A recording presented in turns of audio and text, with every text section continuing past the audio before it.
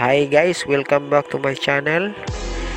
Ngayon, ituturo ko sa inyo kung paano mag-convert ng rear disc brake na hindi magastos kung gusto nyong makatipid. Dahil ngayon guys, ang pag-convert ng disc brake ay magastos talaga. Malaki ang magagastos natin. Dito sa Mags guys, kung magko-convert tayo ng disc brake, malaki ang magagastos natin dahil magbibili tayo ng Magswell. Pero ngayon, i-convert natin ito gamit ang pinaglumaang sprocket ng kahit motor guys. Basta sprocket guys. Yan lang guys, kung gusto nyong makakatipid, gagamit lang na yun ng pinaglumaang sprocket. Diyan natin i-attach yung disc brake. Hindi na natin kailangan dalhin sa machine shop yung ating i-convert.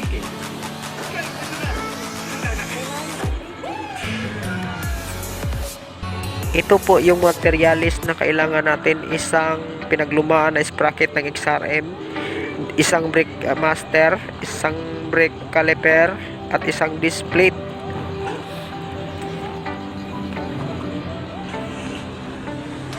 Ngayon, ito po yung ating rear sprocket na pinaglumaan. I-grind lang natin yung kanyang mga ngipin. Tanggalin na lang natin yung ngipin niya. Ang sprocket guys ay may 32 teeth. Tanggalin lang natin yung ngipin para ito po yung gagamitin natin kapag attach ng ating disc plate. Ngayon guys, kailangan natin itong i-align guys. Dapat na nasa tamang alignment guys bago natin butasan. Yan, i-align natin ng maayos para maganda yung ikot ng ating disc plate guys. Dapat natin lagyan ng marka itong ating disc plate bago natin butasan para nasa tamang lalagyan guys. Ngayon, may marka na ito guys. Bubutasan na natin ito.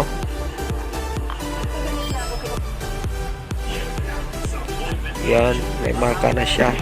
Dito yan, may 4 na butas. Yan, dapat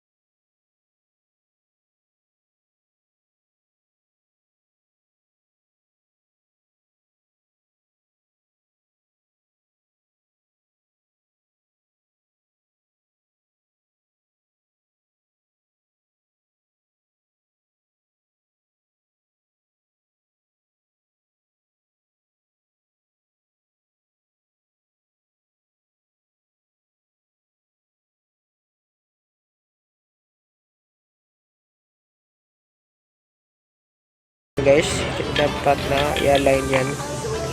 Kaya yan, sabi ko sa inyo, hindi na natin kailangan ng machine shop guys, dahil yung hub natin guys ay may guide yun guys, na galing yun sa machine shop. Pati itong rear sprocket, patag na patag ito sa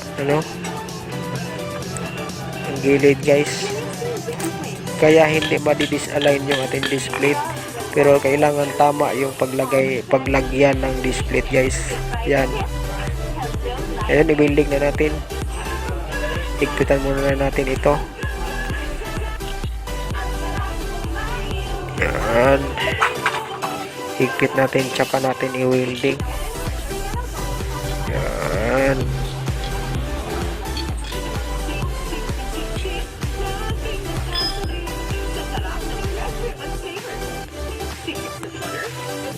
Yan. I-welding na natin. Yan, na-welding ko na guys. Dapat guys, itong mga gilid guys, kailangan na patag yan guys. Linis na linis. Para hindi ma-disalign yung ating display. Pati dito guys, dapat itong linisin natin maayos dahil ito rin yung guide guys para hindi ma-disalign yung display. Mamaya guys, kailangan natin itong pinaglumang sprocket na i-bolt dito sa ating hub. Yan yung plastada niyan guys. Kita nyo guys. Yan, tanggalin natin yung display. Yan guys, yan yung damper niya, tatanggalin natin.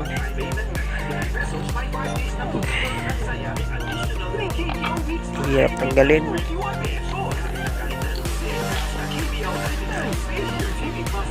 Yan.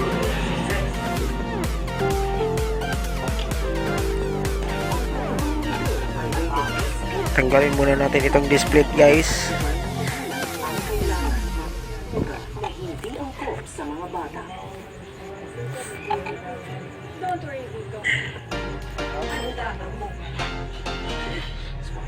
Ngayon guys, lagyan natin ito ng marka dito. Yan, lagyan natin ng grasa yung ating bolt para sa ating paglalagyan ng marka dito sa ating mugs.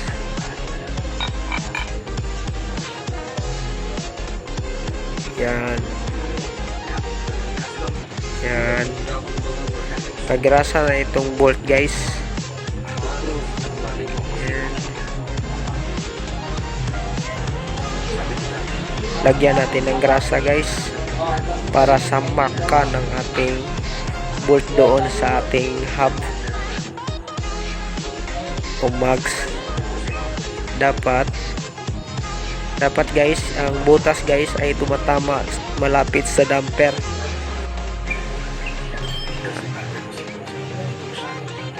Yan, dapat ito dito natin itatama sa damper.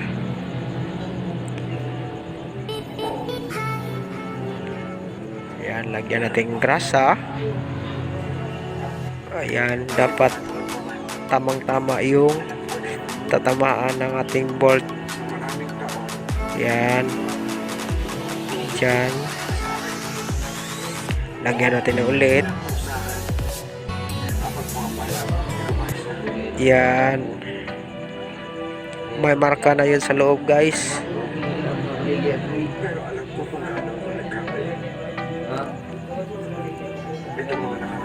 Yan.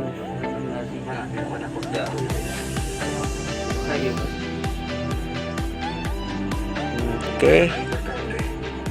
Okay guys.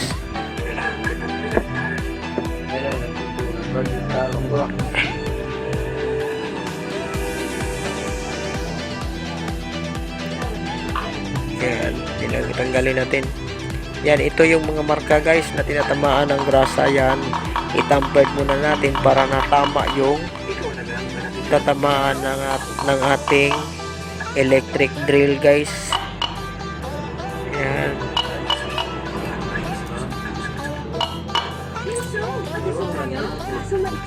Bubutasan natin ito mamaya guys para sa lalagyan ng bolt.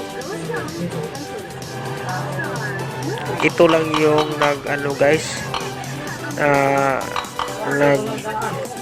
sa sprocket guys. Dito natin i-attach yung sprocket. Para hindi lumabas yung sprocket, dapat nating i-bolt o i-tornilyo. Yan, may butas na guys. Binutasan ko na to guys. Yan, kita nyo. Yan. Ngayon, ilalagay na natin yung mga tornilyo o bolt. Yan. Yan, ngayon ilagyan natin ng nuts sa likod. Yan. Yan yung mga nut na linagay natin. Higpitan natin ng konti para i-welding natin itong tornilyo doon sa ating sprocket. Lagyan natin ito ng welding dito kahit konti lang. Yan, i-welding natin ito. Yan, winelding ko na guys. Ngayon yan, winelding ko na dito. Ngayon dito na naman sa likod i-welding ko yung bolt. Yan guys, winelding ko na ang bolt sa likod. Yan, kita nyo. Ngayon dito, i-grind natin ito, papatagin natin ng maayos. Yan, naipatag po na. Yan, patag na patag at linis na linis. Importante dito guys, yung malinis para hindi ma-disalign yung ating display. Dapat natin itong lihain ng maayos. Yan, tapos dito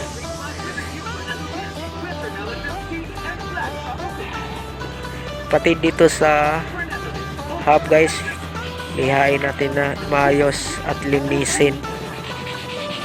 Yan. Yan lang guys ang nag-alay ng ating display. Hindi na kailangan hindi na natin kailangan dalhin sa machine shop. Kayang-kaya natin ito guys basta may welding lang tayo at may drill, electric drill. Yan, ililagay ko na. Higpitan natin yung bolt ng tamang-tama lang guys, o higpitan natin yung kanyang mga nut na sa tama lang na higpit. Yan, lagyan natin ito ng damper. Yan, natatakpan lang yun ng damper guys.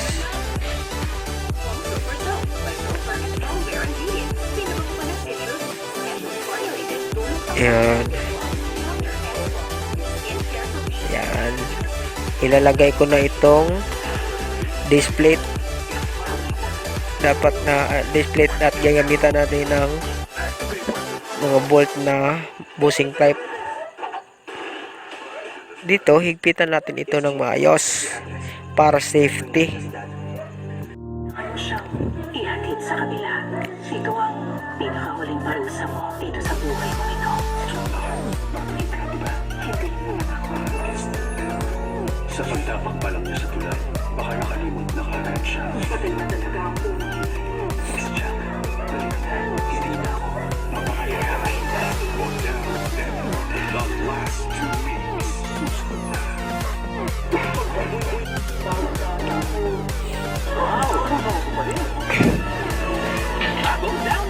Ngayon tatanggalin na natin yung mga yung kanyang foot brake dahil hindi na natin ito kailangan, pati yung kanyang brake panel.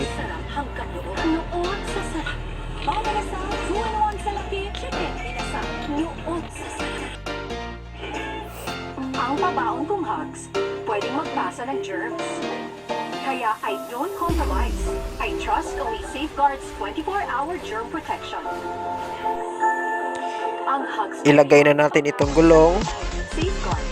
First treat para tayo patuloy sa pag-convert ng disc brake.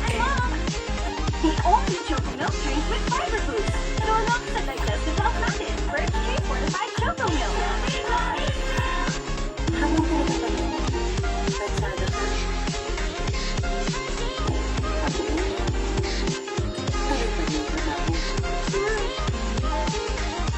Gawa ko lang pala. Sa galing mo, yung Fragment Super Power katapat mo. With the most powerful vitamin formula ay busalan para sa bitin mo ng mga. Ito ang mas maputi. Yan, walang sabit. Para sa mga Supra Nanay, new champion Supra Kita nyo guys, maganda ang ikot ng ating gulong o ating display. Ilagay natin itong caliper.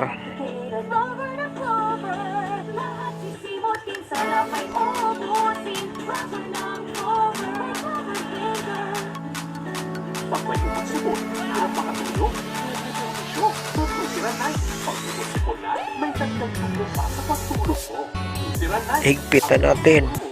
Ikaw, tulog. Hilap yan. Watch out! Walang budget! Jolly Savers na yan! Huwag matakot sa lunch out. Yung burger 35, burger steak 50, Jolly Spaghetti 50. Sulit na ng best sellers, Jolly Savers. The Philippines is one epidemic away from total cases because of the highly contagious Los Angeles virus. This 2020. Maraming tadyang na sila, sama tayo. Mas marami tayo. Lock C, January 29. I have been doing a lot of thinking lately. Ano ba talaga ang gusto kong ma-achieve sa life ko as an artist? Ilagay na natin itong brake hose. Ay, isa ng director. You're directing. Yes! Nag-producing and acting. Ikaw yung may director. Perfect! Ako pa ba? I put the eye in this. Yan. Gawin natin yung masaya na lang. Ilagay natin itong brake hose, guys, Meron tayo. para patuloy tayo sa pag drain ng ating fluid, dahil importante itong ating brake hose dahil dito dumadaan yung fluid, guys.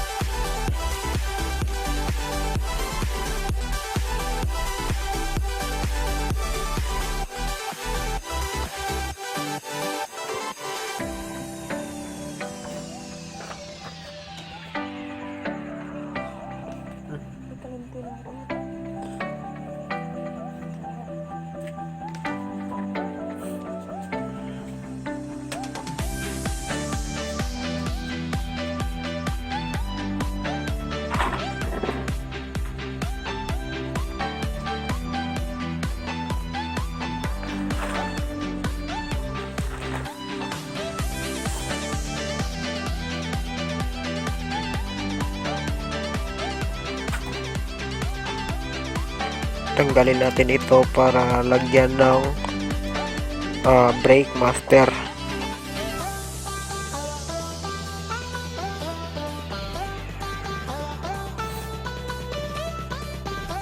Ngayon ikakat natin ito dito gamit ang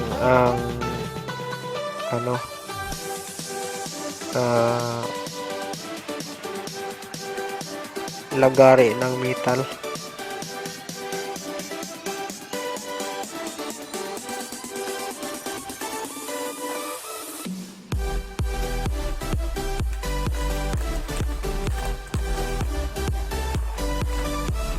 Yan, tapos na, guys. Yan. Okay na siya. Ngayon, dito, pagdudugtungin na natin ngayon.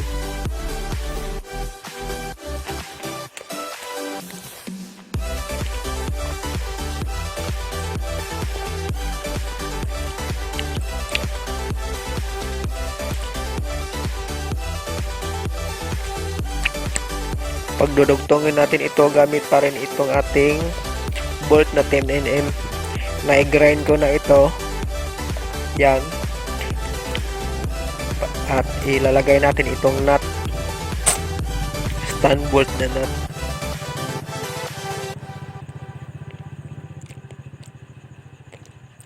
Lagay natin. Yan. At plain washer na may rubber o gasket ng ating brake hose sa pagdugtong.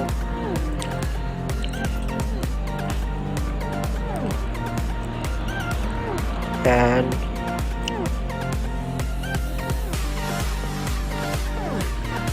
Kita nyo guys, talagang makakatipid talaga tayo.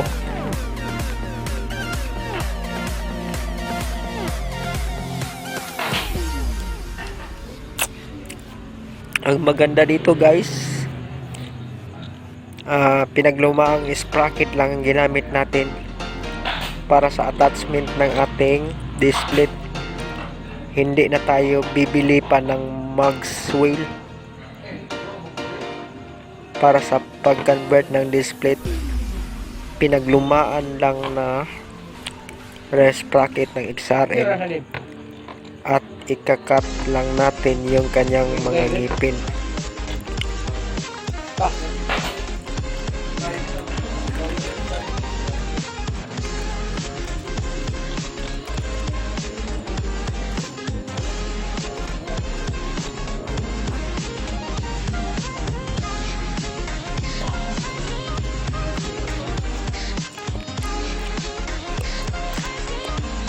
Ngayon, lagyan natin ng brake fluid para gagana yung ating kinonvert na disc brake.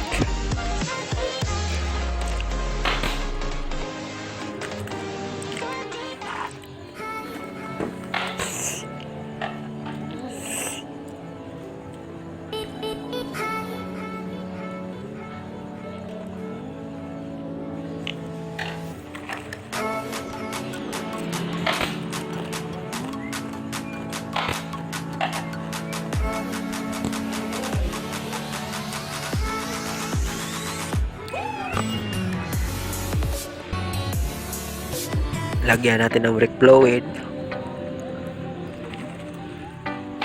At ngayon, i-drain na natin.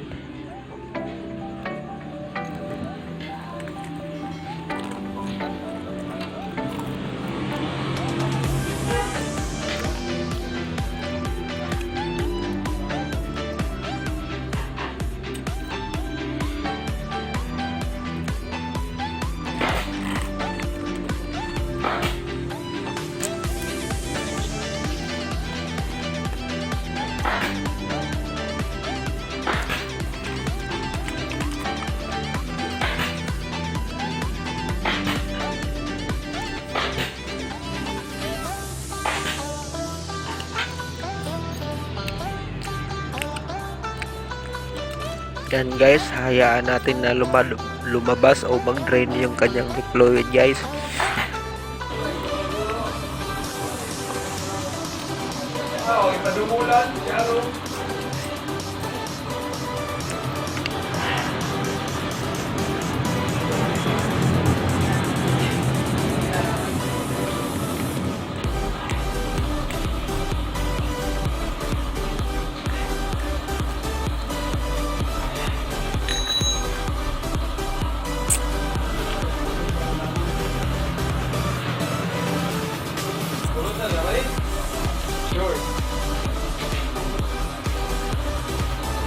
Yan guys, lumalabas na yung kanyang fluid guys.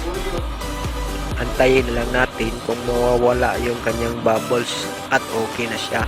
Kakapit na yun.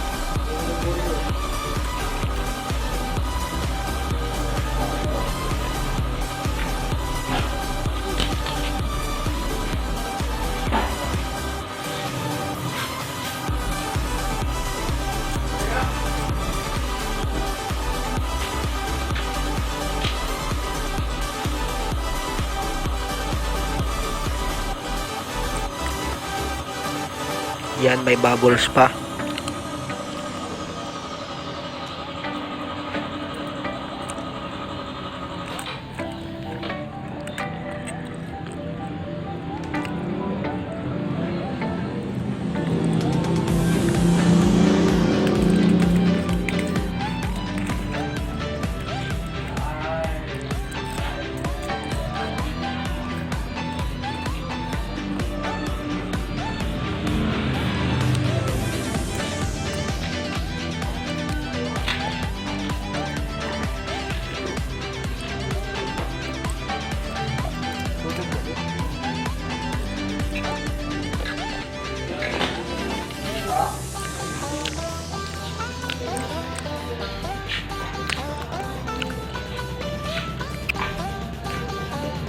Marami pang bubbles, oh.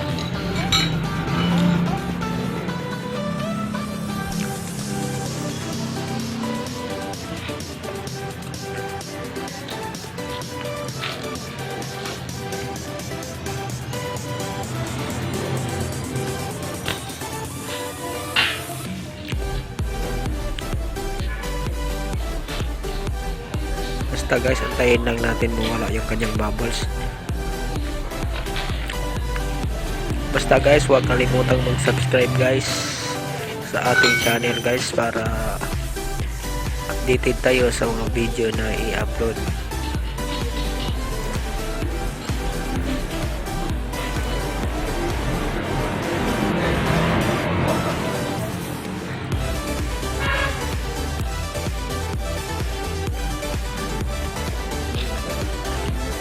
Yan.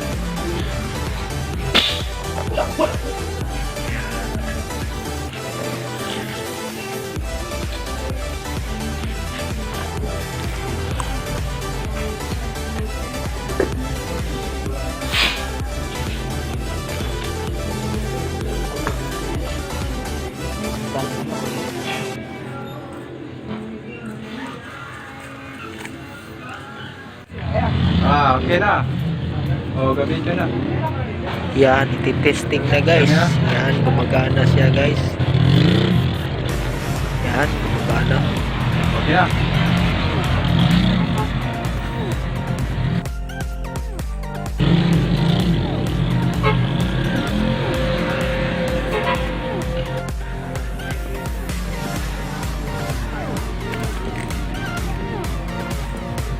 Okay. Okay na.